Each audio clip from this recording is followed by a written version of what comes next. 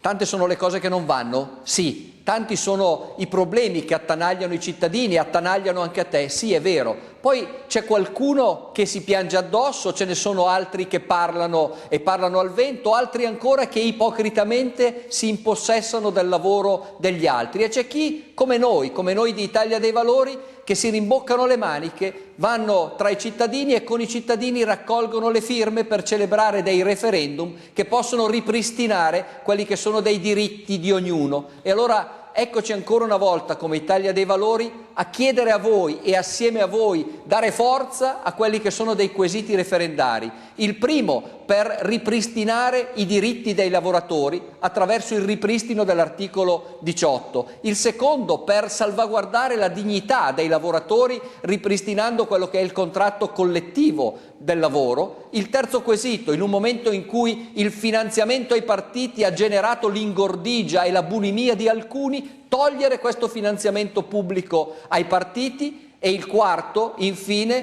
per abolire quella che è la diaria, che per alcuni parlamentari diventa un doppio stipendio. Non possiamo più permetterci queste sconcerie, chiediamo a te di andare e di firmare ai tavoli referendari, ma non limitarti a quello, ma di convincere e coinvolgere parenti, amici e conoscenti a fare altrettanto per una chiamata in massa attraverso una matita al ribaltamento di questa situazione. Seguici però, seguici sui siti che trovi qui in sovrappressione, sui quali puoi seguire l'attività del partito, seguire l'attività referendaria, tenerti al corrente e rimbalzare l'informazione per una informazione libera, un'informazione di cambiamento.